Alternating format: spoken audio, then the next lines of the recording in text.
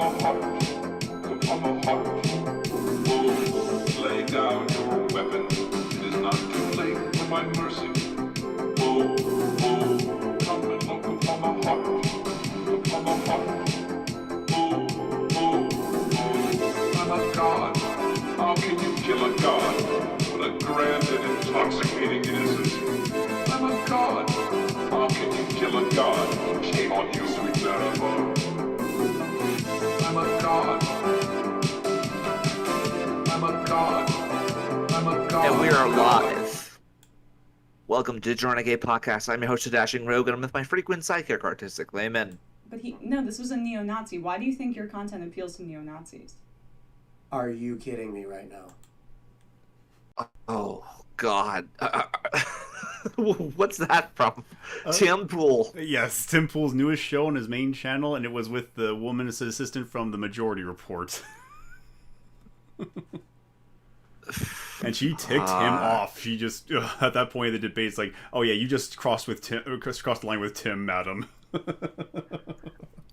I don't know whether you're stupid or I don't know whether you're being serious right now. You can't tell. I'll play that bit right here. Yeah, play it right now. Play it. Generate clips statement where I don't know if you are intentionally trying to just generate clips that are nonsensical or you're just really that stupid. You fucking put him on. You invite her on. You know what you were getting involved in, you dumb bitch. Jesus Christ. No, that's what it is. He was hoping the best for her. He wanted to think that, okay, we can have her. She's not Sam Cedar. She can have a readable discussion. Nope, they're all like that. They're all like that. They're all snake people. They're all fucking, leaky lizards at the Leaky Lagoon. That's what they are. They're from the freaking Bay Area. Yeah, that's what that is. They're the real reptilians. Well, I like to think of them more as like millennial meld of the Maneans, kind of in a lot of ways, aren't they? They're basically just a bunch of like aristocratic people who own everything, and yet they don't own anything themselves. It's really it's a degenerate place. It was basically like the Capitol from fucking Hunger Games, except it wasn't as clean and everybody was poor and whatnot. But anyhow, welcome everyone to the Renegade podcast, one of the only free speech podcasts out there nowadays. To be honest, there are so many of them out there, but they never really talk about the stuff that actually matters. Well, they say they are. It's just that they don't really do a lot of ranging topics. It's just the free speech. It's just the topics that happen to consume the news. Exactly. So, we go after the stuff that's a bit more occulted. So, like, we're the fringe people. We're like the Bravo company, if you will. We're not the A team, but we're definitely, we're not the B team. We're Bravo. We're bad company, if anything. That's kind of what we are. So, while the Ukraine, the war is fighting in the Ukraine, which apparently we're going to talk about that in a little bit also. While the war is being waged in the Ukraine by the Russian invaders, we're the ones who are looking for the Russian gold, like in Bad Company too. We're or Battlefield Bad Company. We're literally looking for like the side quest missions and whatnot, and we kind of have to see the world then that way. Luke, do you remember? You showed me that what was it? The video, why the Japanese kill their gods or something like that. Why JRPGs always have you kill a god. Why they always have, it's like they just cannot stop killing God. They're literally logos killers. It's literally logos killing, Luke. Yeah, it literally is logos killing. But of course, in the context of Japanese pagan culture and pantheism, the gods are supposed to represent old systems, and in the modern context, that god is always capitalism, which makes a lot of sense when you think about things like Final Fantasy VII, where the evil Shinra Corporation owns everything, and it's supposedly a manifestation of the people crying out against their horrible situation, the god that oppresses them. Yeah, well, here's the thing. Here's the problem. I watched that and I actually felt inspired to basically do what I guess this guy who made this video, by the way, link in the description for those who want to follow. It's by the Moon Channel apparently. There is a part in it. Let me see if I can pull it up for you, Luke, that I wanted you to focus on. Let's see. It would be around. Where are you? I'm putting it on back. Oh, here we go. Why do JRPGs borrow from some of the most Western religions? Let's see. That's what I'm looking at. Which part is the historical cycle? That is Western uh, recipes. what 1 hour and 21 minutes. 1 hour and 21 minutes. Gotcha. Right. Yeah, it's at the very end. 21. Okay. There you go. 21. Just to be or. Now, tell me if this sounds like anybody we know about. Are not even possible in Western religion. One is a god or one is not a god. One can be an evil god, but because godhood is granted and not attained, there is no ambiguity as to who is or is not a god, and thus no place for subtle metaphor of this nature. Our culture in the West largely did not develop this nuance, and this is reflected in our video games. Kratos in God of War kills many different gods, and while they move the story along and help to develop Kratos as a character, the god slaying is not meant to convey some greater, overarching political message. You may have noticed. He's just killing another fucking fucking main character. That's really what he is. He's just killing another main character. No, seriously, that's what it is. The pagans see themselves as main characters, and everyone else who ain't them a fucking NPC. And this one basically says, no, there actually is a Thor, there actually is a Loki, and whatnot. Isn't Kratos technically a son of one of the son of Zeus, technically? Kratos is he is. And even then, I actually remember, I've heard some really good things about the new ones, because again, I don't really follow the God of War, but I do like Christopher Judge, who is basically Teal'c from Stargate, right? Mm-hmm. He's the voice actor of the new Kratos, and I like the actor. I think he's pretty cool. But apparently, the cycle of things, right? The cycle of violence, Kratos basically is having to basically be a dad, essentially, and he basically unlearns the cycle, that breaks the cycle of violence, because the cycle of violence goes as followed. Kratos was born. He kills his father, which is Zeus. Zeus killed his father and whatnot, and it's sort of a breaking of the cycle story. That's what I like about it. Yeah, and I think that's a really beautiful message, to be honest with you. That's a step up from how the original trilogy ended, and the extra credits actually had a good take on how deficient that was as storytelling. For the series. That should show me that. We shouldn't be too quick to judge. I mean, even action heroes can be meaningful sometimes, right? But when we see the capstone to the series, the final moment in the final installment in this grand trilogy, we can no longer have any doubt. Kratos is just an evil git with no redeeming qualities. There is nothing to learn here. Exactly. He just kills because he has no choice. He just kills all the gods and creates utter chaos, and that's just where it ends. And then that's it. That's just how it ends. Yep. Gods just become the next final boss. So that's how the pagans see you.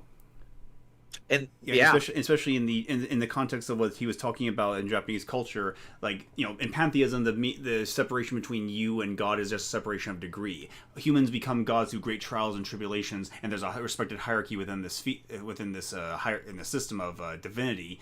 And so, killing a god is just the old way is gone, now the new way comes in, and it's actually very adaptable to the world of the Game of Thrones. The Game of Thrones, but also traditionalism, the concept of traditionalism, right? That Gnostic rabbit hole.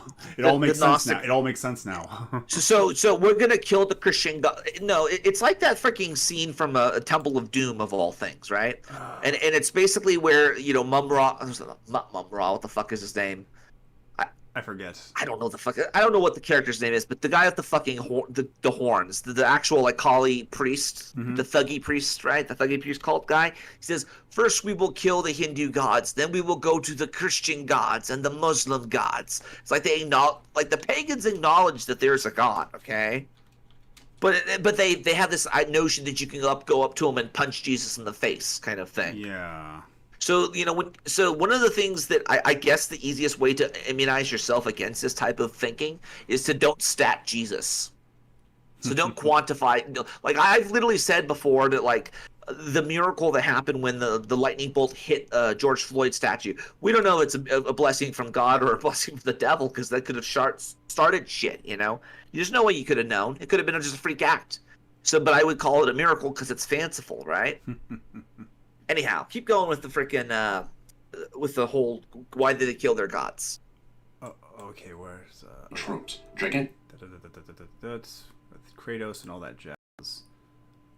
Here we go. Here we go. Rather ambiguous language. There are Western religious traditions that are more similar to Eastern religious traditions in myriad ways, including but not limited to the idea that one can ascend to godhood on one's own by one's own merits. And not coincidentally, these religious traditions often find their ways to Japan and get integrated into Japanese games via popular culture. These religious traditions being, namely, Norse mythology, Jewish mysticism, and Christian Gnosticism. Oh, you don't say. Oh God. Oh, you don't say.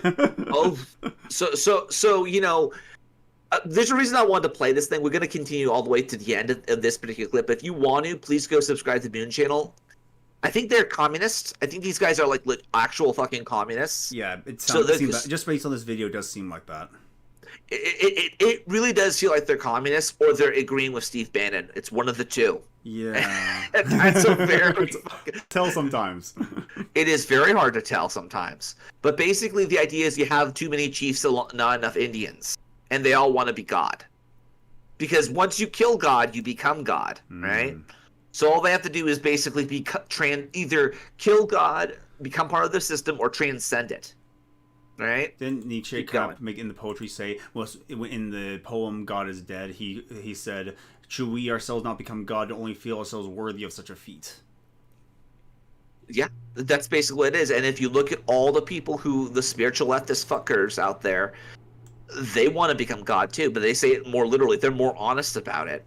In but more satanic, in very satanic kind of sense, not the pantheistic sense. No, it's egotism. It literally is fucking egotism. It's literally egotism, Dad. I swear. And keep going, because it gets better. In Norse mythology, the gods aren't even immortal. They have superhuman abilities, but derive a degree of immortality by eating special apples. Although the stories of Norse mythology are quite fantastical, The shit that Golden One believes. Hmm? This is the shit that Golden One believes. That philosopher cat. You know they believe this type of shit. I would actually like to. No, I'm gonna fucking send it to him right now and say, "What are your thoughts on this shit?" And just, I would love to just have her thoughts on this. How she would dissect this. Keep going. Even by mortals, depending on the interpretation. And because Norse gods are a little more human, being killable, and with more human-like characteristics, Norse mythology shares some similarity with Japanese religion, thereby making Norse mythology more accessible to a Japanese audience. We see these similarities manifest in games like, well, Final Fantasy VII. Again. He said something very interesting, and I don't actually know. This would probably be something have to be investigated. I don't know what other person would say, depending on the interpretation of the Norse myths. What interpretations are there, right? Like I've always thought there, was only like one or two sources of like Nordic myth information, right? Everything else is just basically fan fiction created by Blavatsky and the rest of them, right? And so Marvel, what fucking Marvel like this? I went down to Midgard to rule the people of Earth as a benevolent god, just like you. We are not gods. We're born, we live, we die, just as humans do. Give or take 5,000 years. Jesus Christ, he's born in the time. He's just born at the time of civilization, isn't he? I mean, civilization basically is no more than like 5,000 years, so he would be around that age. I guess. Well, technically, Loki is a frost giant, so I guess they live that long too. He's basically the he quite literally is Odin's black son, isn't he? Yeah, Odin was going to wipe him out, but he had mercy on him and adopted him. Oh, that's how it starts. Keep going, Luke. The city of Midgard comes from the Norse Midgard, the realm of mankind. Nibelheim comes from Niflheim, the realm of darkness where Helheim is located. And Helheim is ruled by the goddess Hel.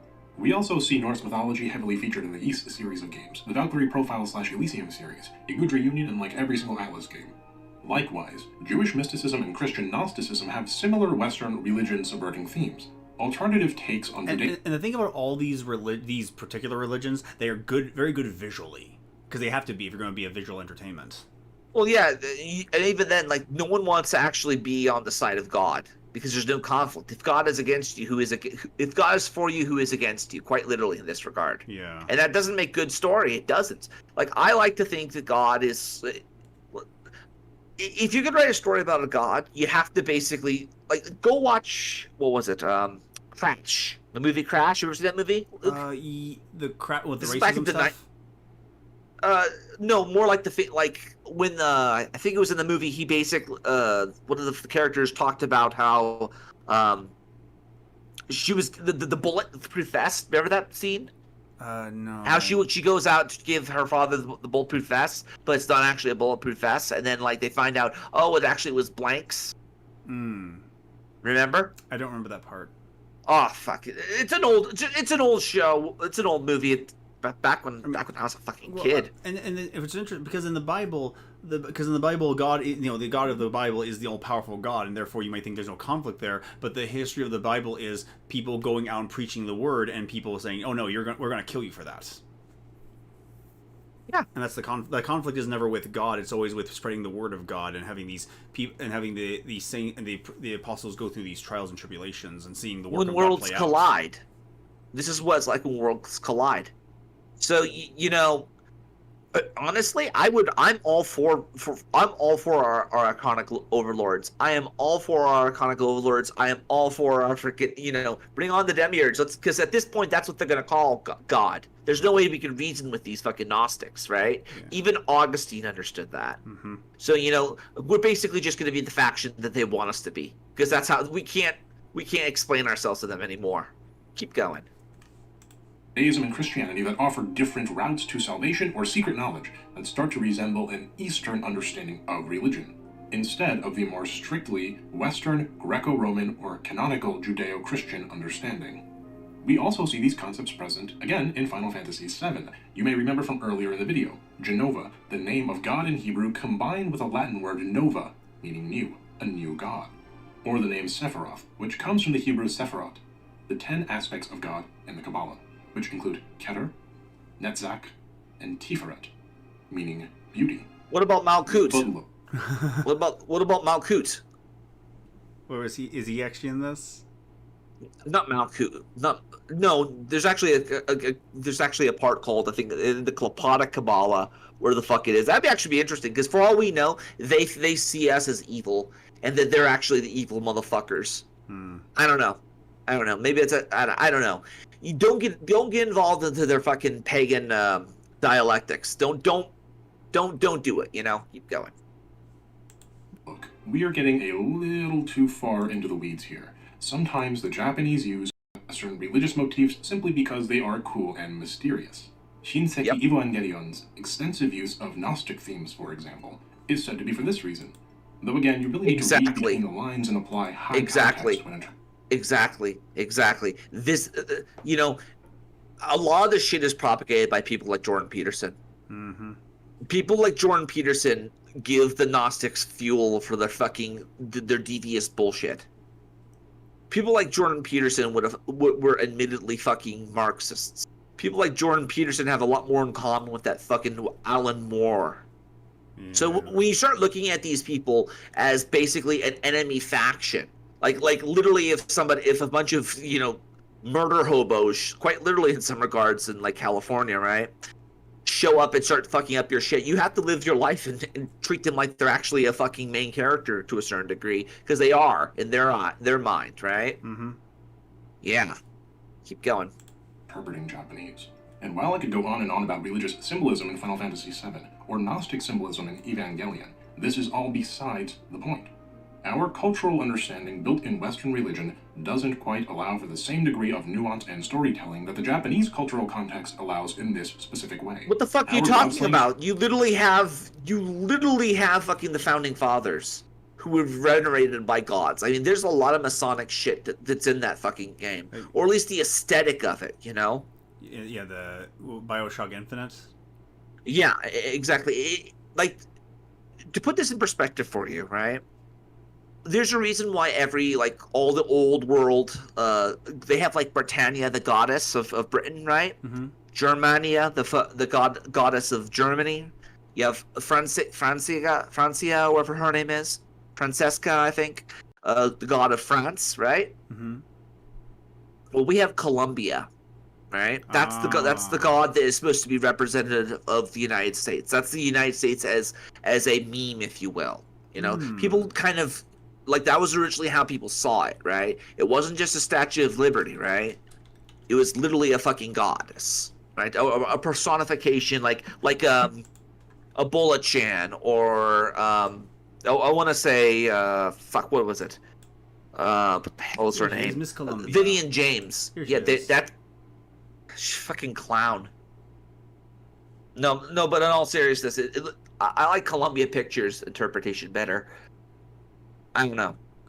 Maybe she's just way too fair, and of course, maybe a little bit of a do-over. Yeah, there's another picture here somewhere. I'll find it. That looks like she's in her sleeping, like she just woke up. She hasn't had her coffee yet. And that's not me being a dick here. That's just my interpretation as a modern No, I'm not going to use the fucking traditionalist terms. No, that's just me. Here, how about this That's one? just how I see it. There we go. With the fucking patriot. There we are. So, no, that's Britannia, dude. That's literally Britannia. Oh, so are we just Uncle Sam? Well, that's sort of the thing. You know, when nations go to war, they become masculine, don't you know? The mother, and Colombia moving across the West in the sense of like manifest destiny, right? The angel of providence, basically guiding people. That's what we got in peacetime, right? Or what we would call relatively peace. I know we basically Columbia butchered Pictures. the Indians. That's what that is. Exactly. Yeah. But when we go to war, Uncle Sam wants you, and Uncle Sam is the fucking military guy. Uncle Sam is the military. He literally is just the fucking military. Here we go. He's the uncle. He's the crazy uncle that has a fucking Roman candle on him for some reason.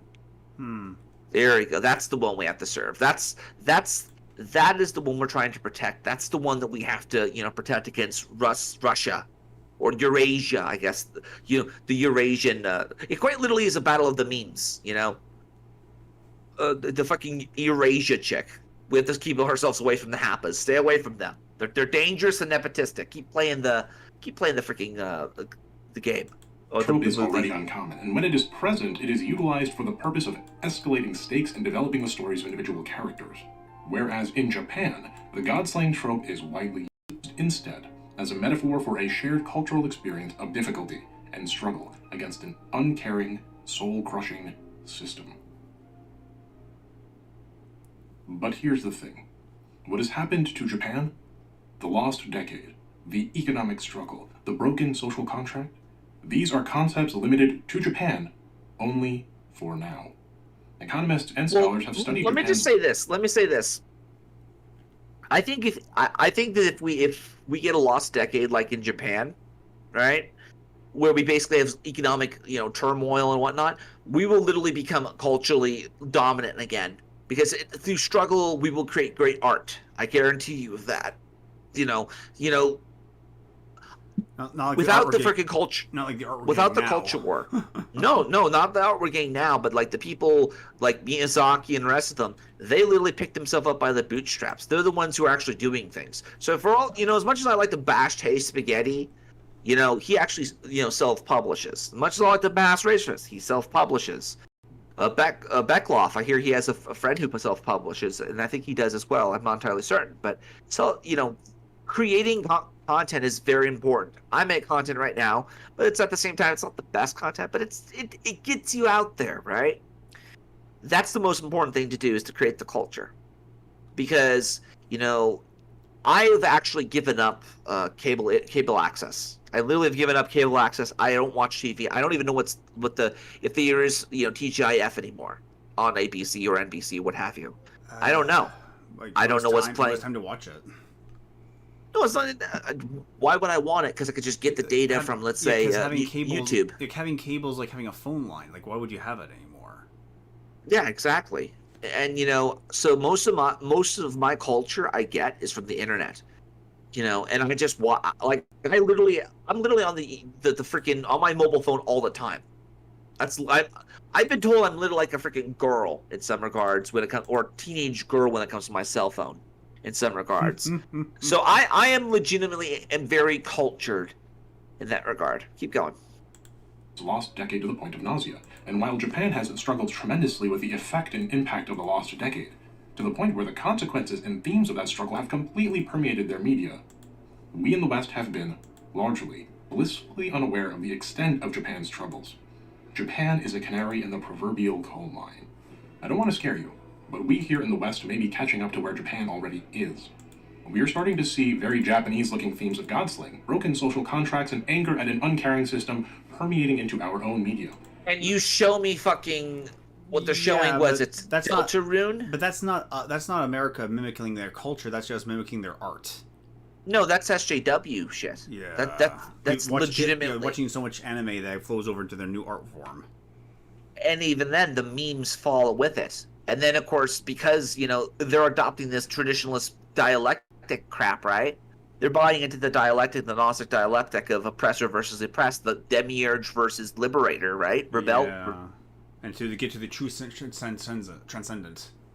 And instead of it just so happens that in their culture they make it as their gods are killable. Our culture isn't, so therefore they're going to basically allegorize it and very badly to make it like Watch Dogs or something like that, or Saints Row the Fourth or whatever the fuck it is. The thing is, though, the people who make our art in America, they're the Gnostic wizards they're the Gnostic god that we're gonna kill.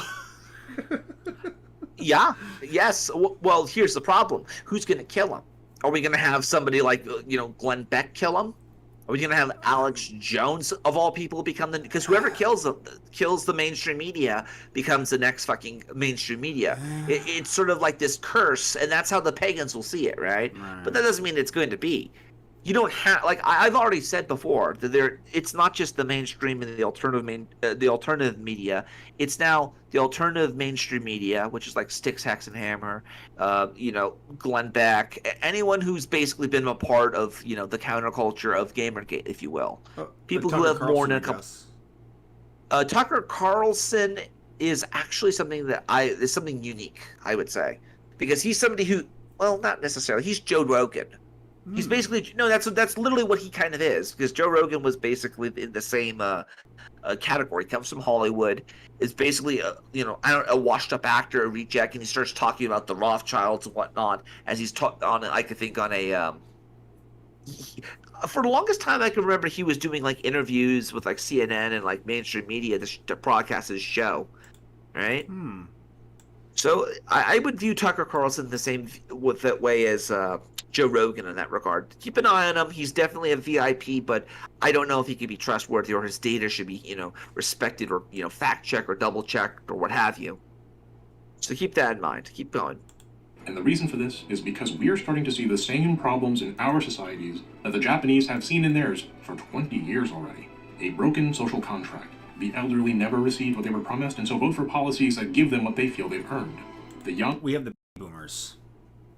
We have the baby boomers. The Japanese did not have the baby boomers. What they did have is basically the structure of the Prussian military style of education. That's what they had. And then, after the war, when most people died, there weren't many people to carry on the culture. So what did they have? Schooling. And they had, making money and whatnot. There was nothing outside of it. I mean, most of what I think of Japan is cultural stuff. I don't think of the business angle. I think of, Persona. I think of Atlas. I think of, anime, manga, and things like that. There's cultural norms in there, but that doesn't necessarily mean that, like how much of this again, he talks about this in this video here. He talks about how I think it was Hachiro Toriyama basically had Frieza be like a house flipper or what have you. He literally was like say, oh yeah, like that's what the scanners on their eyes and stuff, like Frieza and the whole organization's like speculator or like real estate speculators. They're real, exactly. So that type of shit, we do it too. We've always done it. It's always been there. There's no reason for the only difference here is they have the big microphone, but we have a microphone too, and we could tell a different tune, can't we? We're one of the only podcasters right now who are not doom and gloom. I haven't even gotten into the whole bullshit what's going on in the Ukraine yet. because again, this stuff is too interesting. Because at the end of the day, we can't do anything about it. All we can do is give our support and try to tell the truth the best we can. So like that's how we have to see ourselves. Keep going. Are forced into a social contract with no payout. The promise of going to college, getting a job that pays enough for a home and children is broken. Our governments obfuscate and beat around the bush, trying to absolve themselves of responsibility while courting the vote of those who matter. The more populous elderly, who vote for that which they rightfully deserve, and who will slowly begin to outnumber the youth, as there are fewer and fewer youth due to the destruction of the social contract, which supports things like birth rates or stable living. And we are already seeing signs of our own lost decade, our own lost half-century, creeping into the periphery of economics. What do you do then when change seems impossible? When the world has made your voice so small that you cannot even remember how to speak? How do you fight against that which is so massive, so labyrinthine, and so powerful that no one alive can completely comprehend it? How do you stand up to an institution so indomitable, with holy texts written in languages you can't understand, controlled by people whose perception of the world is completely alien and hostile to you? How do you fight a mammon machine? Saving the West is the side quest, Luke. I talk about that, right? That they've realized this. They've realized this. They've realized it. Saving the West is a side quest. The whole purpose of your job is to basically find what you need to do in life. And it's not like I make money. And I was talking to Wolf at one point, Wolf and Pepper, and he was saying that you're no longer working a blue collar job. I'm like, yeah, I'm not. And he's like, you're learning so much about how life really was. I'm like, I was, but I did learn a lot. And one of the things I was told to do, they said that you're too smart to be here. They literally were giving me the whole, and I know it's cliche, not the Saving Private Ryan, what the fuck was it called? Goodwill Hunting speech. Like, you're too good for this. And maybe I could do more good. Because I'll tell you this, like, if we're going to talk about this in an economic sense, I'm a power level. I'm very skilled in certain things. Okay, it's better that I be in the skill that I've developed over time than me be, let's say, basically working so everyone else could feel good. So the academics, whoever the fuck they are, because I'll tell you this, they don't add anything to the world that couldn't be added, let's say, on Twitter or Tumblr. Let's say Tumblr is the new academia, all right? Because if it didn't have the reputation that what has now, you could very well put all your bullshit out on Tumblr and people can accept it or did not accept it. But academia is only kept alive because of its institutional value, right? So one of the things this guy is basically going on about is that you have to start somewhere. Keep going. Thirsting, unthinking, and alien God, that which commands the stars, giving life its fullest brilliance and its greatest suffering. Where? Well, first off, here's the problem with that. Here's the problem with that. He basically is assuming that the system's all powerful. It's not. I really don't think it is. I don't think that we have the benefits of being small. They have the benefits of being big. We literally are like fleas. It's gonna be like the flea that beats the lion. Keep going, Luke. Start. Well, you start at the beginning. You start at level 1. You build your understanding. You lend your voice to the chorus. You find your party. You join your friends. You fight together. You win some, and you lose some. You struggle, you persevere, and you level up. You figure out the story. You discover the motives, and someday, when you're ready, you will stand up to the false god together. And you will prevail. I've been your host, Moon. Well, here's the problem with that. What if some of us want to keep this off the so-called false god in power, right? Because we're not just going to throw off our archonic oppressors, right? Some of us get some benefits from it. Maybe you want to call it white privilege or some other bullshit. Again, who cares what the pagan says? Their interpretation of the world is bullshit. We have the right interpretation, and it's done well so far for so long. And that's how we have to have. Oh, yeah, go on, What's please. Up? No, keep going. Well, to add to this, I know we're not really fans of Razor Fist right now, but there is one line in one of videos that really illustrates what the real struggle is with. But contrary to the Hollywood depiction of loudspeakers on street corners spurring a brainwashed populace toward their hapless demise, the reality of Russian communism's effect on the psyche of the public was quite the opposite, and arguably infinitely more effective. In the 60s, one of the first major signs of internal strife within the Soviet Union came to the fore with the emergence of the refuseniks, Russian expatriates turned domestic dissidents, many of whom were radicalized after learning they had been barred from emigrating to their country of choice. Among the most prominent today is Natan Sharansky, who wrote in his memoirs, quote, "I was a loyal Soviet citizen until the age of 20. What it meant to be a loyal citizen was to say what you were supposed to say, to read what you were permitted to read, to vote the way you were told to vote, and at the same time, to know it was all a lie." I don't get it. It's an illustration of what really controls us and how the perception of, no one's buying this anymore. I mean, the establishment party is kind of freaking out of the fact that, no one's believing us anymore. Well, here's the problem with that. Here's the problem with that right there. Why are we assuming that it's the establishment party when I don't believe in the deep state anymore, Luke? I'll just say it. I don't believe in the cathedral? I don't believe in the cathedral. I believe in the ranking board, if you will. Like the party that has, like, for example, the Clinton mafia, let's say. Mm-hmm. They're the ones, they have their own freaking guild, essentially. That's how I look at it. They're their own guild. They're their own adventuring party, if you will. They have their own contacts and organizations. Oh, so so Washington is a collection of these elitist aristocrat families who are. How would you go from there? Would you go further from that? I would say that they are aristocrats only because they became aristocrats over time. We could dethrone them if we wanted to, whether it be through alternate ways, like you could just kill them, which I don't recommend. You could very well, of course not. We're not gonna. I can't advocate killing people or crimes. But you can outcompete them. You can basically not play within their game and bypass their game, and bypass them. And a lot of it's very easy to do. I mean, I'm doing fairly well for myself, all things considering. And, there are a lot of the people who bought into the fucking dynamics of it. Well, they're slaves to the media, essentially. And you don't buy into the whole culture war crap. There's no reason for you to, go out there and, sacrifice yourself for, I don't know, Michael Knowles, let's say. And you certainly don't sacrifice yourself for a shitty ideal like Little House on the Prairie, because that's basically what a lot of these motherfuckers want, but they won't say it. Here you go, Luke. All right. What is this? This is a Larp. Ah.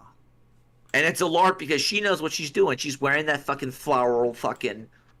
The moment the fucking floral dress became a meme, the moment I saw Ashton Birdie in it, I knew the whole thing was done. Oh yeah, what were we doing last week that led to this trad wife discovery? Oh, it was what was his name? Lauren Southern having sex with Destiny. Or did we ever go into what was his name? Hunter Avalon. We did not. Apparently, but you reminded me. Yeah, but you reminded me. No, you reminded me. Yeah, but you reminded me, Luke. Too, but technically, did they technically have a trad relationship? Was that actually a thing for them? I think they had I think they had a trad relationship, but I know exactly what. God damn. It's hard to. Having a traditional wife is nice, but is it possible? Is it possible, folks? Well, we have a lot of things to talk about here because part of me, we have two different fucking angles. Which way, Western man? Which way, a young adventurer? Which way? So, no, seriously, which way? Do you want to watch the whole left maxing, or do you want to watch the whole trad life thing? Which one? Let's do the trad life thing. Let's listen to what the fucking princess has to say. Everyone, welcome back. Today I want to talk about the trad life ideal and whether or not I think it's a LARP. In other words, is it a scam? Is it unachievable? Or is it just an aesthetic that people are drawn to and promote, but they don't genuinely believe in enough to actually live the life? They're posers. They're posers, Luke. They're posers. Mm. Yeah, they're fucking posers. I I make this video is because I've seen tons and tons of discussions about trad life and trad larping on Twitter of late. I think we can all agree that there are various interpretations of what actually trad life is, some of them positive and others negative, such as the husband and the wife have a sort of master-slave relationship. As for the positive interpretation of trad life, it generally consists of a marriage with traditional roles in the sense that the wife primarily focuses on the home and taking care of the children, while the husband primarily focuses on monetarily supporting the family, although he should also play a strong role in raising the children as well, due to the fact that a father's influence is so valuable and beneficial. How much of this shit is like... not just credit card. No, pause it. If you have to show Norman Rockwell, if you have to show shit that like the Hardy Boys, right? Why don't you just show freaking the actual thing that went down? Show Betty and Veronica and Archie. That's what that is. That's what the traditional world for them, these people, is. They want fucking Archie meets the Punisher. That's what they want. Archie meets the Punisher. They want to have Rivendell. But when worlds collide and the alien arrives, right? Because it's the fucking alien, because we're going into the whole bullshit, LARPy shit. I mean, there's actually... When the alien arrives... Yeah, but this whole situation makes you realize, like, what we're really arguing about, because we're talking about how to properly embrace the most mundane, intently boring, and yet most important parts of our existences, which is just the day-to-day routine. And that's I guess that's something we don't want to talk about that because it's not as interesting. Because we're no longer in the world of where everyone is basically white Anglo-Saxon Protestant or Christian, and we didn't have segregation, and we basically had, multiple cultures, not just by, different races, but also different atomized individuals who have gained power. And when they're atomized individuals, that's the type of people who's the party leader. And they'll eventually attract a crowd of narcissists and whatnot. It's basically how you get Andrew Tate. But at the same time, you also get someone like, let's say, what the fuck is his name? Charlie Manson. Imagine something like that. And that's what I'm talking about when I talk about party. Keep going. These traditional marriage roles also usually mean that the husband leads and the wife submits. Naturally, some people have turned this into a creepy fetish wherein they believe that the husband is the master and the wife is the slave, which I wholeheartedly reject because it alludes to some sort of... Define what those are, please. Give an example. Like, is it like, oh my god, you didn't cook the freaking meat properly, I'm gonna backhand you, or spank you, or something like some really kinky fetish shit, right? The type of crap that you'd see in a mafia movie. Literally, that's the stuff that you would just see, like Ray Liotta beat the shit out of his wife. That's what she's talking about. Or fucking, what the hell's his name? Biff from Back to the Future. Yeah. Like, that's what... It's kind of interesting that we think of those two particular instances. Yeah, because we think in movies still. Well, we do think in movies, but also at the same time, they're our culture, aren't they? They really are our culture because, Sargon of Akkad was the one who basically said that, an example of toxic masculinity was Biff from Back to the Future. And Biff was the fucking high school bully, right? Yeah. And a lot of these people continue high school, and they act as though, like, there is a hierarchy that exists that is basically based off of the fucking school system. So this bitch, she comes in, and she basically starts with the premise of it's not actually... What the hell is it? What were we talking about? I'm trying to think. What the hell was I trying to say? It's not as master-slave dynamic, the trad life. No, it's not. It's basically, it's not that. I don't know. Keep going. I don't know. Abusive sort of relationship based on involuntary compliance. I think that submission in a healthy marriage should be done naturally and willingly. And why? Because if you marry a man who you love, look up to, trust in, and respect, then it follows that you should believe in your husband's ability to lead. You believe in his ability to be a more... What does that mean, though? What does that mean? Trust him. You trust him, but, you're willing to submit. Like, what does that look like? What does that look... No, real talk, what does that look like? Does she give an example? No, she doesn't, because I could pull up something like Fireproof. Like, I actually like to know what Brittany Pettibone's view on Fireproof is. Or not... Yeah. Or not... Is it Fireproof? Yeah, the one that where, Kirk Cameron and who has the porn addiction, and... What was the issue with the wife? And the wife was having an affair, trying to have an affair with the doctor or something? No, from what I understand, there was no issues here. The issue was like the whole crux of the argument was that he wasn't making enough money, right? and he wasn't spending enough time. It was all the woman's basically minor complaints, right? Because he's working. The man was always, he has always at fault. The man was always exactly. And the biggest problem with Christianity is that the women have basically taken over, right? They've taken over in that regard, and they've made it so that they can never be at fault, right? So as a result, we have a very effeminate Christian men nowadays. So I don't know. All I know is that this doesn't exist anymore because the women like that don't exist, and the men can exist, but the women won't want to be there because they're adopting the aesthetic of trad. Wasn't there like a joke? Wasn't there like a joke, like a meme going around, like a viral video about a woman saying, "I like conservative. I wish liberal men were acting more like conservative men," or something stupid like that. They just want They just want to have that. They're aiming at the ideal. That's what they're doing, and they're always going to fail. They're always going to fail at it. I'm willing to live in suburbia. I actually am. The problem here is suburbia doesn't exist anymore because we don't want to just annex more parts of let's say, we don't want to expand the city limits. And that's a big problem. Especially in California, where they have very strict zoning laws. Arizona, Arizona, on the other hand, is expanding in every direction it possibly can. We are. I actually love it out here. It's beautiful. It's like 110 degrees outside. Yeah, keep going. Financial leader and to make wise decisions. This is of course not to say that a husband shouldn't value his wife's opinion. I think all healthy marriages involve husbands putting value on their wives' opinions. However, as a wife, if you have to disagree with and second guess absolutely everything your husband does and says, you probably either picked the wrong man to marry or you're a fundamentally disagreeable person in a negative way. Marriage should not be a war. It's a complementary and loving, lifelong union in which you work together to achieve a common purpose. In trad life, there is obviously a concerted effort from both the husband and the wife to instill within their children good... It just was a weird thing that we have to refer to normal relationships as the trad life. One of the things as stupid as when I say I refer to myself as a cis man, which is like, ugh. Well, that's a slur now. You can't use that word. On Twitter it is. You can't use that word. No, only we can use that word. You're my nerve herder, mate. You're my nerve herder. Values. Many trads, not all, I'm definitely not saying all, but many trads are, for example, Catholics or Christians. I also think that trad life generally extends beyond the nuclear family into some sort of intergenerational support network.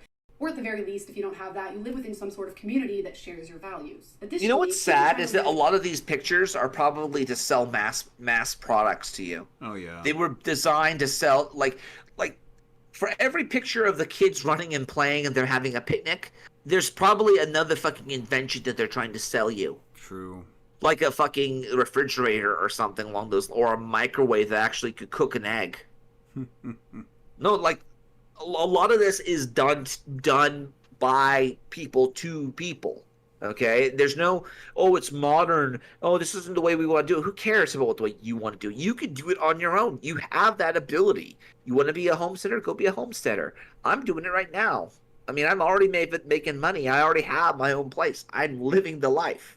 It's possible to live the life, but the problem is the fucking aesthetic. I am sickened because at this point, the aesthetic is if you can live an aesthetic like this, you either are, you are the alien at this point. Yeah, you are the fucking alien. Yeah, because I do observe this in the church I go to, like the church encourages people to keep their kids in the main chapel when the church is going on, but it's very clear that some kids just cannot have that control because kids can't. I was one of those kids. I was one of those kids. Yeah, they just can't calm down. They just they're just relentless.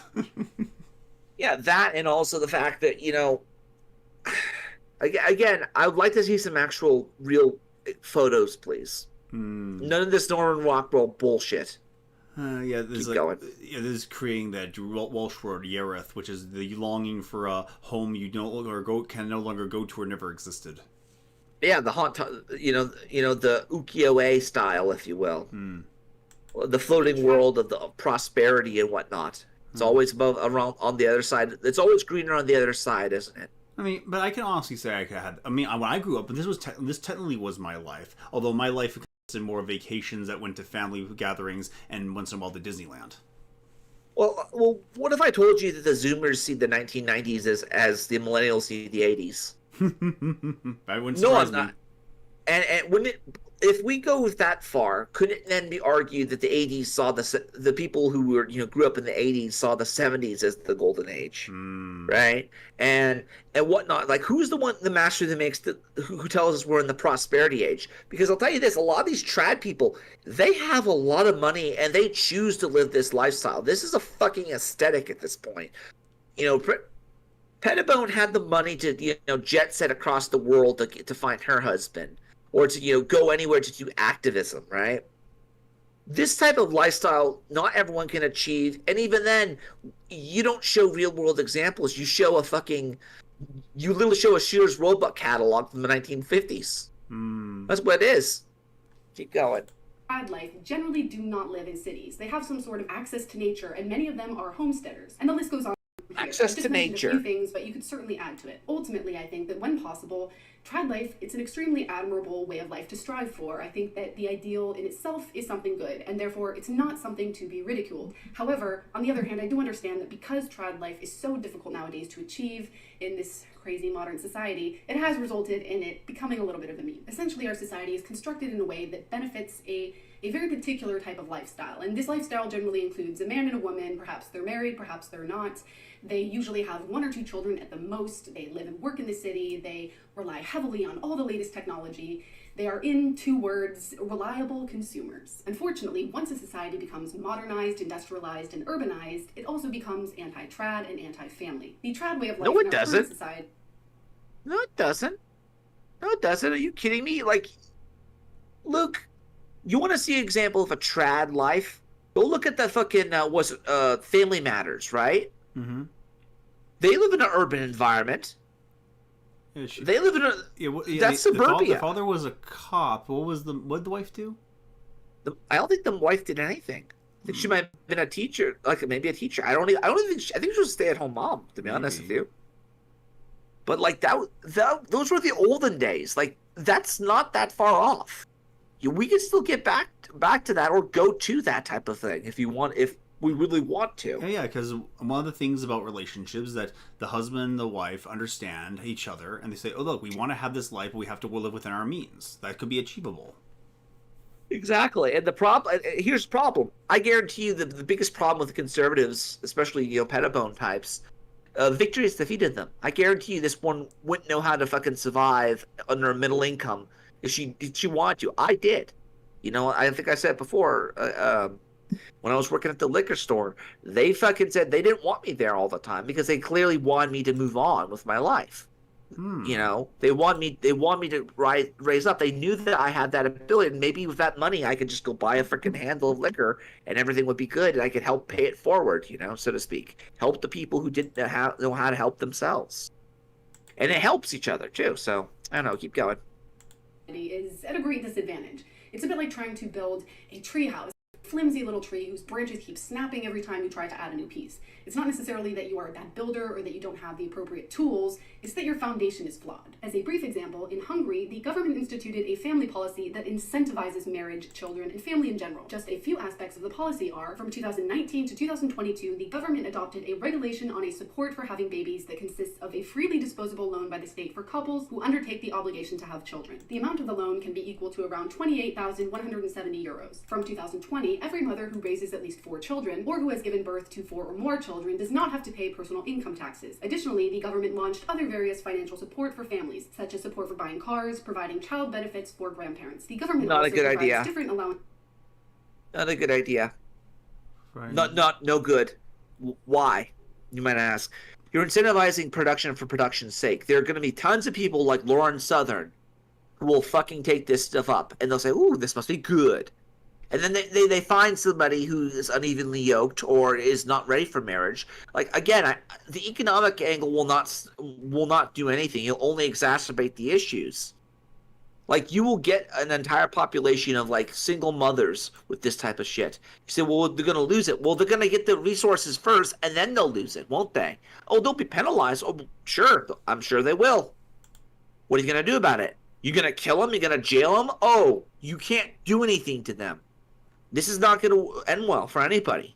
We'll see. I guarantee you, we will see ramifications of this down the line, and I guarantee you, a lot of it will be the youth isn't being disciplined nearly as much because, again, the father will be working, and if it's not going to work, it's not going to end well for them.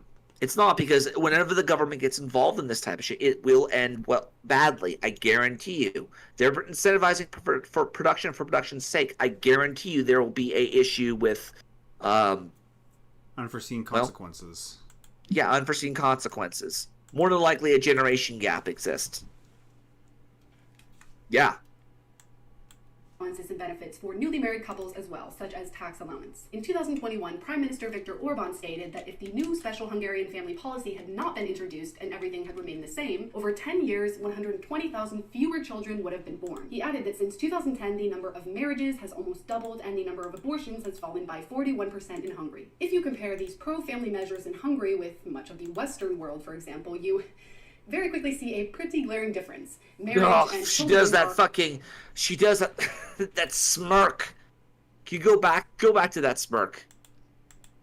In the Western world, for example, This guy's such a poser. God, he's such a poser. Why would you let us be trad and have a bunch of babies? God. Fuck. You very quickly see a pretty glaring difference. Marriage and children are, in many ways, actively discouraged. For example, you are considered extremely privileged and blessed if you are able to support your family on one income. In other words, the husband works and the wife is able to stay at home with the children. Nowadays, this sort of but whose fault is that? Whose fault is that? Is that the parents' fault, or is that it's whose fault is that? It's our fault as men, right? In this context, it's our fault. How many of these women actually want to date these guys? How many of them actually are interested in that? No, they want Norman Rockwell guy. They want the Stepford husband. That's what they're looking for. I swear, that's kind of what this shit is. It's basically them selling you the Stepford wives. It kind of is, isn't it, Luke? They dress the same. Yeah. They're uniformed in that regard. I mean, they literally have a uniform now. I'm old enough to remember when the Stepford wives was an insult, and now it's like a fad. Yep. And the sad part about it here is it's being marketed to us. I don't know. We're gonna move on here. Do you keep playing it? Speed up a bit. Rarer and rarer. Oftentimes, the women, they have no choice but to also get a job to help support the family. And this pursuit of economic opportunity often results in the couples having to adapt to the urban lifestyle, which of course is in conflict with trad life. Furthermore, many people are simply not interested in having children due to the fact that our society is not structured to accommodate them. Ideologically, some people oppose children due to climate change, overpopulation, and other such things. Others are afraid to have children because once you do, there is a sort of unspoken exile that one faces. Sure, there are a few parks in the city and areas made to accommodate children, but these areas are few and far between. Unless one lives on the countryside, most attractions are made to accommodate single people or childless couples. This creates a strong fear of missing out that influences certain people not to have children. You also have a growing anti-natalist sentiment among a lot of young people. They consider children an... As someone who didn't like going out on Saturday night, I don't get that. I like going out on Saturday night. I do. I would do it, but the difference here is I have nowhere to go. I have nowhere to go. I'd love to do it, but I have nowhere to go. But even then, when I go out, where the fuck do I go? Dive bars. That's where I'd be going. Dive bars. And Arizona dive bar? Fuck. I don't even know if... I don't know. I mean, that's going to be like going to frickin' the frickin' Star Wars Cantina. That's what I'm imagining. Like, quite literally, we might see Razorfist pull out his fucking C96 to shoot Greedo, because apparently he owes him money or something. I don't know. That's something you would see. Keep going. Annoyance, or that children should not be out in public if they cause even the slightest inconvenience. For example, if you're on an airplane and the child is crying, or if you dare to breastfeed in public because your child is hungry. These sorts of topics, there's a lot of hostile discourse surrounding them, much more than you might think. More importantly, though, people are becoming more atomized and individualistic than ever. This is in large part due to the advent of globalization, which has led to the blending and fusion of cultures. Community is, in many areas, sadly dying. The saying that it takes a village to raise a child is not hyperbole. The parents simply cannot do it all. At some point, your child is going to have other strong influences in their lives, whether it be friends or teachers, etc. And you have to hope that these influences are good ones. You have a much higher chance of these influences being good if this is disgusting. Like, they're gonna have alternate influences. I'm not my mother's son, and I'm not my father's son either. I'm a amalgamation of many things that make me me. But I do answer to the call. If that makes any sense. I do answer to that title, if you will. But I'm not just my mother or my father's son. I'm an amalgamation of many people. My Sunday school teacher when I was a kid, right? My fifth grade math teacher, let's say, and among other things, right? It's not that the kid won't learn to be good or moral by just being around his father and his kids. If anything, that's going to socially retard him, to be honest with you. That's where we get into like Christian territory, right? But again, they're gonna this. It's like they're trying desperately to make them into the fucking Norman Rockwell, apple pie. They're trying to basically become that meme, and it won't happen. Anytime you try to become the meme, you fail. But you could definitely copy some of it and become part of it. Become a little bit closer to it, but you could never achieve it. And I don't think it's a good idea for you to control your kids in that regard.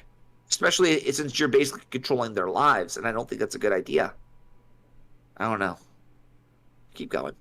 That you trust. And obviously, I do understand that this is becoming more and more difficult to find.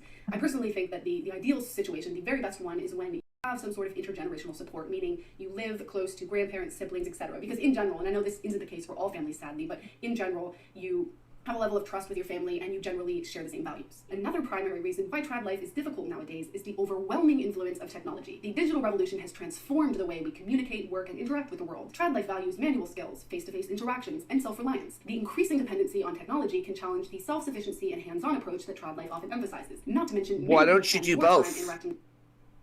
Why don't you legitimately learn how to fix a computer? Why don't you legitimately learn how to actually block porn on your home router? Why don't you be able to block the dank memes? I'm not kidding when I say you don't have to have Little House on the Prairie, but you have to acknowledge that we're no longer in that. We can't have that era, but you have to acknowledge what is. You are not in Little House on the Prairie. You're on the Little House on Mars. You literally are a gunslinger, like in that movie Firefly. That's sort of what you have to adapt your life to. So you have to have a blend of some technical know-how to make it, right? And that's always been the case throughout, the West, or at least in the United States, is if you're going to go out west, you have to have a pioneer spirit, how to service and repair your own equipment. There are a lot of people out there nowadays who outsource everything, catering even, Keep going. People online than they do in their local communities. Having said all of that, I just want to make it clear that I am not trying to discourage people from getting married and starting a family. That is not the point of this video at all. On the contrary, I think that getting married, having children, and family in general, it is a wonderful thing, and I still do believe in the success of these things. Out of all of the friends that I have in California, Kansas, Idaho, and here in Austria, very close friends, pretty much all of them are married, they have children, they seem very happy, and not one is divorced. Not even one. Just as a super quick example. They seem very happy. They seem very happy. We don't actually know what they're going through. For all you know, they're going through very financial hardships. You don't know that. And she's even from California. She was in the Gilroy place. She was in the land of garlic. That was where she was from. Keep going. I went to school with for several years when I lived in Kansas.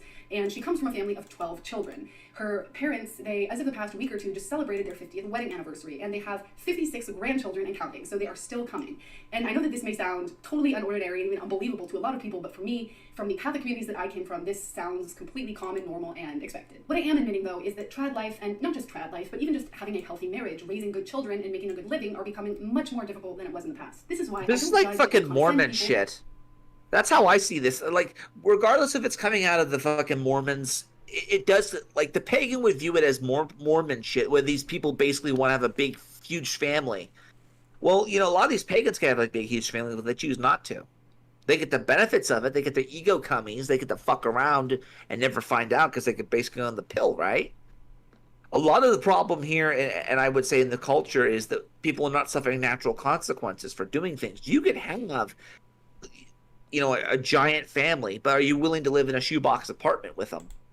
You can, are you willing to have land and actually cultivate it and have time and actually, raise your? Are you willing to have a schoolhouse that you can go to and teach your kids basic bullshit and math? Or are you going to basically, outsource something? Because a lot of it's going to be outsourced. It's just the way it goes. Unless you're willing to go full on Little House on the Prairie. My advice, just use the technology for what it's used for, understand it, and then move on. Keep going. Who strive for such ideals but struggle along the way and even end up enduring a series of failures. Humans, we are imperfect, even when things are easy. So when things are difficult, when you're trying to exist in a certain way within a society that conflicts with your ideals at every turn and your desired way of life, there's bound to be some missteps. Ultimately, I have zero criticism for the flawed, imperfect people who try. The ones that I do have criticism for, though, are the holier-than-thou types who spend their days judging, belittling, and insulting those who they believe are not living up to the true trad standards. And what makes it worse is that these people bitch. Say no more. Say no fucking more. Like, I'll be frank with you. I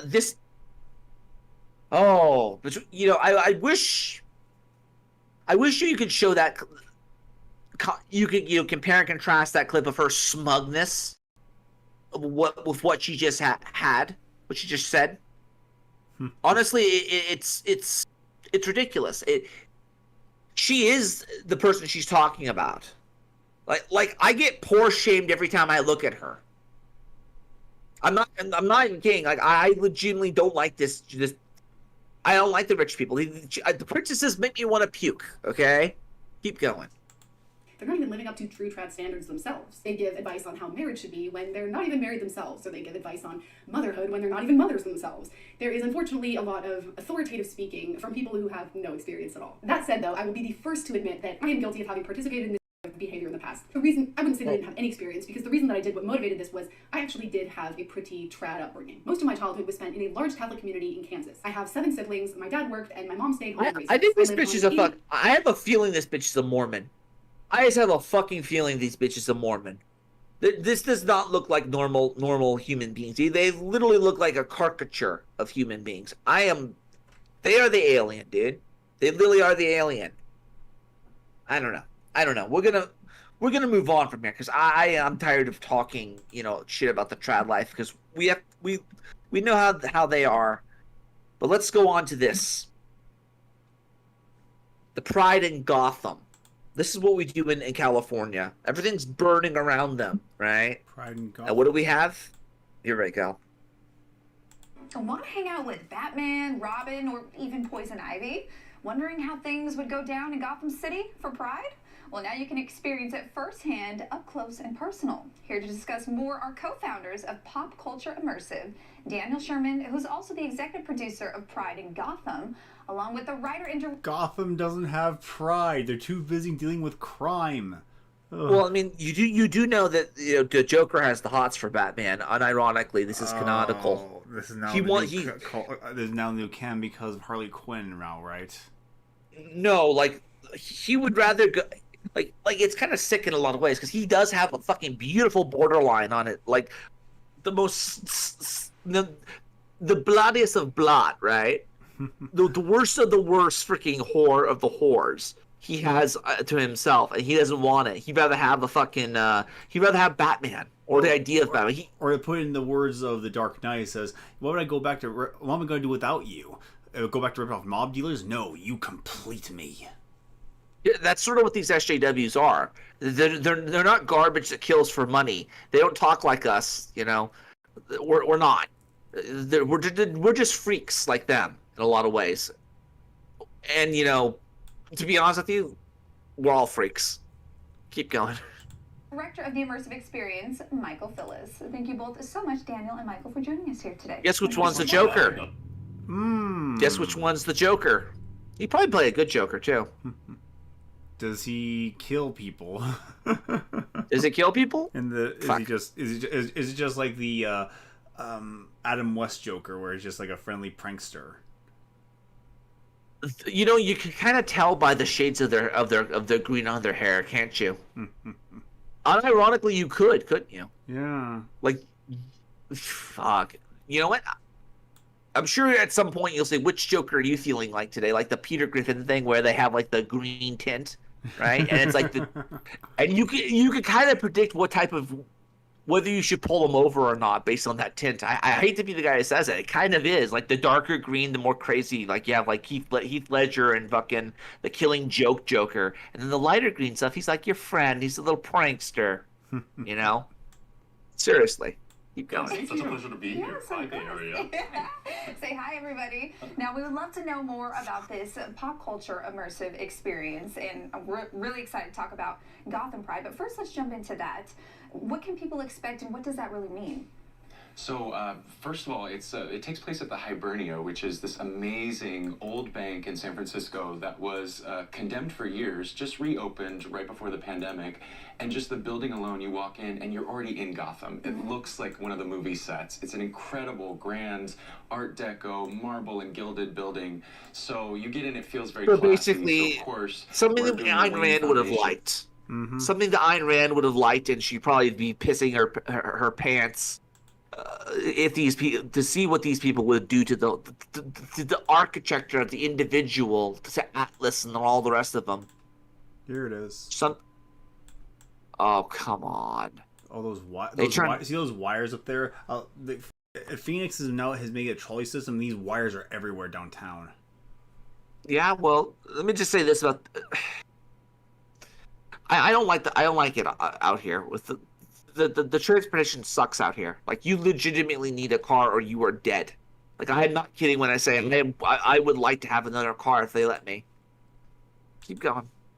Inaugural Pride Gala there. So you come in and it's a black tie, sort of fancy party with Bruce Wayne and Vicky Vale and some of the Gotham City characters there. You're surrounded. He knows by who some of Vicky our Vale is. He really knows who Vicky Vale is. He's that type of guy. Knows them all. Keep going. But then, of course, it's Gotham City, so nothing ever goes quite to plan there. Right. So the sounds like a fucking escape room. So is it going to be like? So is this going to be like? The Joker's going to be like a not round table. Knights of the Round Table. In Anaheim, medieval times. Yeah. I think it probably is, but it's going to be fucking... Because, look, immersive queer theater experience... Because keep in mind, this is queer shit, right? Keep going. As to which role I'll be playing. I have one lucky guess, but I'll let you fill them in. Yeah, so then the night kind of takes off from there, and it's a mixture of both theatrical elements and immersive theater experience. So there will be parts of the show that you watch with everyone else, and then there's parts of the show that you get to choose your own adventure and wander through this amazing space. The downstairs vaults are like a maze in and of themselves, so they've opened up the entire building to us. So just wandering around is sort of worth the price of admission alone, but then you add Gotham City and all of these characters on top of it. It's going to be a party unlike anything else. Oh my gosh, it sounds... 45 performers in the space. So the idea is that in the 3 stories of the Hibernia, you can just completely get lost in every corner, everywhere you look. Wow. There are shows happening. It sounds like a fucking escape room. It sounds like a lot of things could go wrong with this. Yeah, like what, Luke? Well, if this is actually going to be part of our performance, like, there are multiple levels of this performance, right? Yep. Like, how? So is this going to be just because if anything bad happened, you're only going to see it in a certain context. You're only going to see it from the angle of whatever place you're at. Like, I don't know. I don't know. But I'll tell you this: this is what they're doing now. While everyone else is suffering and everyone's burning, we have Gotham Pride. Mm-hmm. Speak for yourself, Doctor. Yeah, speak for yourself. There's tap dancing, there's some shibari art happening, there's singing and dancing. Like, there's really something for everyone. So you can experience Gotham the way that you want to experience it. And also, I feel like what people don't really understand is there are actors, there are performers here within this entire thing. So when it comes to that part, which is kind of the theatrical part of it, how much I can imagine a guy in like Catwoman leather. Can you imagine that? Oh, I don't. Because that's what it's probably. You can imagine the guy right there next to him. He's a Catwoman. Oh, no. Yeah, I just ruined the boner for you. Oh no. I just killed it for you. We're gonna move on to something else because I was already skeptical, but now like, oh no, this is gonna be a disaster. Oh, there's always so much meme material coming from this. We're gonna talk. We'll get through it because there's also we got this now, Luke. Oh, what's this now? Oh, Ooh, what's this? Collective meme trauma. Hello, this is Meme Analysis, and today I wanted to talk about collective traumas. About memes and how these memes are reflections of collective trauma. Now, of course... No, they aren't. Which ones? Well, he's basically going to be doing this argument from the pagan perspective. That it's a phenomenological argument that my trauma is similar to your trauma, and we could all blame it on capitalism, or the demiurge, or Sephiroth or something. That's what he's going to be talking about. Keep going. Everybody tends to have personal traumas, things brought on by their own parents, their own schooling, their own relationships. But what really fascinates me, and really what the subject of this channel has been, are collective traumas, which is to say, a trauma that I have, that you have, that pretty much everybody you're going to talk to has. Things that we can relate. This guy... This guy is the most foxy fucking grin I've ever seen. This guy is fucking... That is some foxy grins, man. He is the Cheshire... Like, he is, like, legitimately has, like, a fox grin. It's... Like, people talk about the... Like, Wolfram Pepper talks about me going out and dancing with the fucking coyotes and shit. This guy is a goddamn coyote. Yeah. Things that we can all make memes about and have a laugh at. That is how to discern the collective nature of a trauma. There are personal traumas that are shared. Oftentimes friend groups and romantic relationships form around these collective traumas. These personal traumas. They become minorly collective. Collective. You can see it, can't you? There it is. The most foxy. Don't get me wrong. I think it's very. I'm a guy who likes good people's eyes. I like them. The eyes have it. Some things you can see in the mug, but fortunately, he's gonna try to take us to Never Never Land. Now he's gonna try to take us to Stromboli, if that makes. Or what was it? The place in Pinocchio, Pleasure Island. Pleasure Island. He's Yeah. gonna try. He's gonna take us. He's gonna tell us why we need to take a trip to Treasure Island, or Pleasure Island, I guess. Let's go. Collective to a family, of course. But what really is fascinating is when they are transcending those familial, those national bounds, and they become truly collective, an international trauma. The internet, in some ways, creates a new class. A class of people who use the internet, Every given website, Ooh, we're the new Brahmin class. Yeah, we are the new Brahmin class, aren't we? I don't want to be the Brahmin class. They're so boring. No, I don't want to be the new... who says there are classes? Like, the people who say there are classes are the same people who say there are castes. Mm-hmm. Yeah. So, I reject it, because I know I could be dethroned any time. So at the same time, why are we using the pagan terminology? Right? given social media platform has its own characteristics and produces people who are going to have shared jokes, of course. That's how we get the memes. And more importantly, shared traumas, shared problems. Something that you see talked about a good amount, at least on TikTok, is...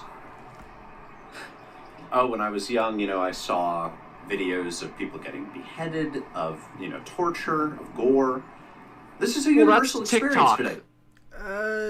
Only thanks to places like 4chan. That's the only place I know where you can get, see that horrible gore stuff.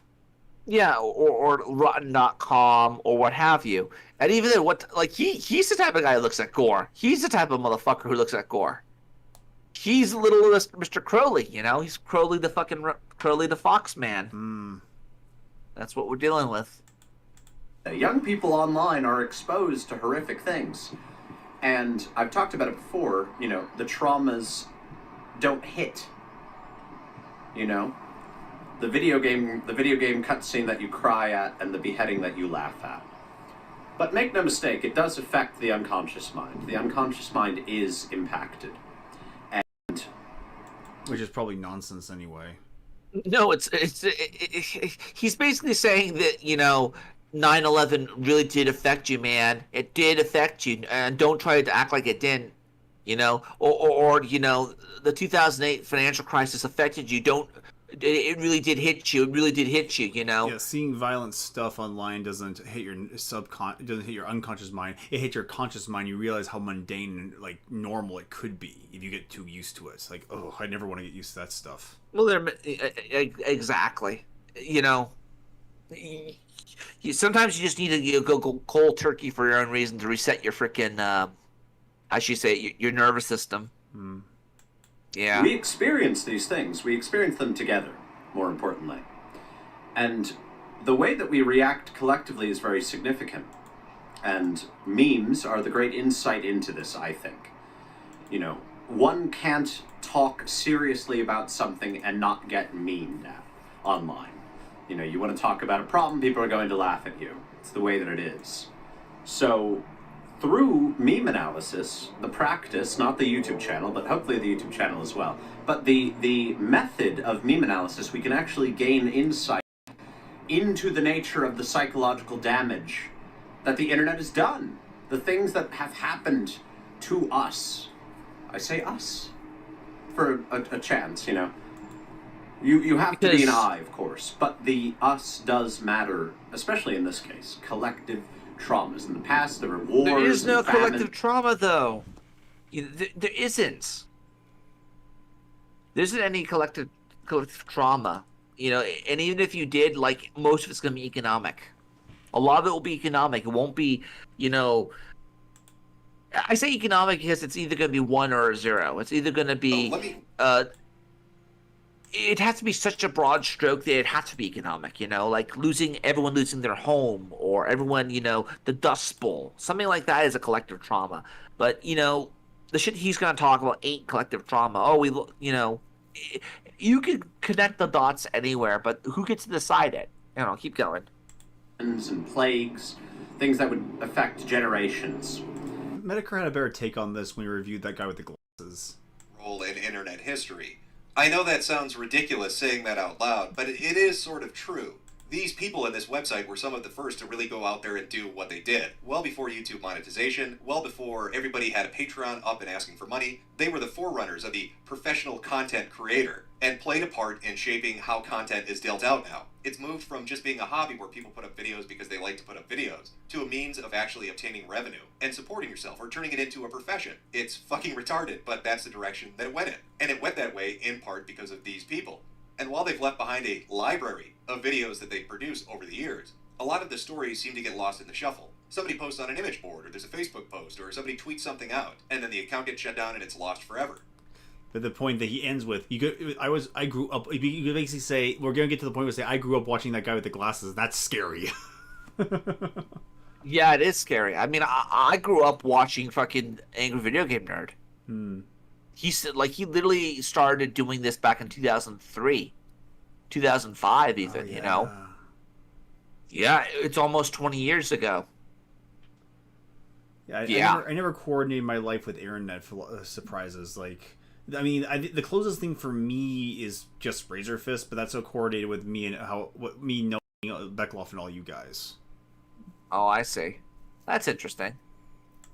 Today we have the internet. We have the things that happened online. We have the grooming, which I've written a video about that I'll put out soon. The grooming, the gore, the bizarre radicalization of ideologies, the alienation, for me, the most dangerous thing about the internet was the illicit material, like overly sexual material that a young man would be interested in looking at. Well, again, the biggest problem with the internet is information. It really is information. The internet did data. not exist for information for me. That's assured.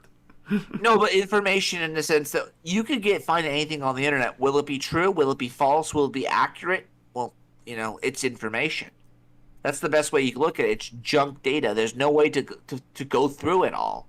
You have to have some level of bias. You have to have like a Geller field to be able to separate that shit. Otherwise, you'll grow a fucking farm or something. You know. So one of the things I like to do. Here you go, Luke. I posted up here. What's this? This image is what you have to do. This is basically how the Gnostics see the world. Hide Archon threads. Ignore Archon posts. Do not reply to Archon posters. Yep. That's how you have to operate. They're basically it's the glowy basically acknowledging that there's a glowy above him. That's how you have to look at it. It literally is the glow in the dark CIA nigger basically, telling you there's somebody who's above him at that regard of the game, his level of the game. But our level of the game right now is hide our Gnostic threads, ignore Gnostic posts, do not reply to Gnostic posters. That's basically where we're at right now. Distancing of people from other humans through this bizarre technology. It's all very potent. And I hope that there will be in the future more people who recognize that memes matter. And that through reading the memes as one reads a dream, as one reads art, there can be... Does the internet matter? No, it doesn't. But here's the problem. He wants to create the context in which the meme will be interpreted. Oh. That's the big takeaway. So someone like him would be seen as a party member, if you will, or an opposite party, someone who wants to change and affect the culture in such a way. That's why we stay away from the Gnostics as well. We avoid the glow in the dark CIA, the glowy Archon fuckers, and we also ignore the fucking glowy Gnostic or the satanic Gnostic fucks who want to kill the demiurge, where the fuck they decide the demiurge is today. That's what we're dealing with. Basically, rebels without a cause and rulers without rules. Oh my. Begin to gain insight into what our collective unconscious is doing, what the collective psyche of the generation is doing. I picked up a very fascinating book called Cosmos and Psyche by Richard Tarnas, and a lot of it is it's generational astrology rather than personal astrology. Oh, God. So it's a look at the big planets, which is like Neptune, Uranus, and Pluto. And he views these... That's a nice way of saying Uranus. Uranus. Uranus. Yeah, he'll read Uranus. He will. He'll tell you all you need to know about your health and your sexual activity. Hopefully not. He'll know a lot from Uranus. By reading it properly. Here it is. Listen. Oh man, this is great. Hey, as long as you don't make me smell Uranus. I don't get it. I'm sorry, Fry, but astronomers renamed Uranus in 2620 to end that stupid joke once and for all. Oh, what's it called now? Urectum. Urectum. Oh, God. As the real movers of, social change, of collective change. So I think a little bit of mimetic generational astrology is in place. I'm not a good enough astrologer to do that. No, you're not going to create your founding documents for your fucking bullshit cult guild bullshit. That's what that is. That's what it is. It's cult behavior, and they're basically trying to create propaganda for their own fucking group. We don't do that here. We just fucking, we're just moving through the world, and we're in the world, but not of it, if that makes any sense. Mm-hmm. I don't know. We're going to move on from that. I got a few other things I want to talk about, but I'm not going to go too deep off of it here. Let's see. Here we go. Actually, you know what? We've gone on long enough, Luke. Final thoughts. Just one that was brought to my attention a little while ago. It's just more evidence that these people live in a fantasy world. They think that movies change reality. They watch Scarlett Johansson beat up 18 guys and say stupid stuff like this. There's been this news article about men that think that they could beat Serena Williams in tennis, right? That they think that they could actually score a point on her. And it's just not the case. When the reality is this. Both Serena and Venus lost to the 203rd ranked male tennis player. Jeez. It's the gods of McDonald's, the champions of McDonald's, because Serena Williams and like Michael Phelps and all of them, they were big with the freaking the Mighty Kids meals back in the day. They were supporting that shit, and you and I both know it. So they're the type of people who would be the corporate fucking candidate, wouldn't they? The corpo champion. Yeah. I don't know. And so maybe someday we'll actually have our own Shinra, like in that Japan, we'll have our Shinras or we'll have our corporation, the corporation. Oh, it's already here. It's called BlackRock. Well, apparently they're falling apart, though. Oh, they are? Well, speculatively speaking, everyone's getting aware of their EGI, like their inclusion diversity training, and like, yeah, we're not buying that stuff anymore. Like, and it was just a coincidence that the training was only given to people they were already investing in. Oh boy, this is bad. That's not very good. Because for all you know, all those people who are doing that were basically, the evil party, if you will. The people who we would say, who would be like, fuck it, we're going to join them. And like, oh my God, they're actually just like SJWs. Let's get rid of them. And they leak it. I don't know. Ladies and gentlemen, be good to one another. Take care of one another. Remember, saving the West is a